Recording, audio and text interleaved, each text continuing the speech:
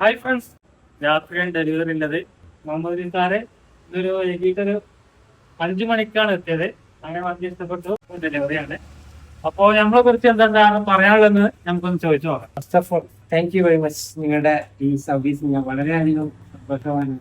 Service മാത്രമല്ല, നിങ്ങളുടെ മദാരിയും Motors, എൻ്റെ സുഹൃത്ത് അഫീൽ തന്നെയാണ് നിങ്ങളെ കുറിച്ച് ഞങ്ങൾ 2-3 ദിവസമായിട്ട് ഇറങ്ങിക്കൊണ്ടേ ഇരിക്കുന്നത്.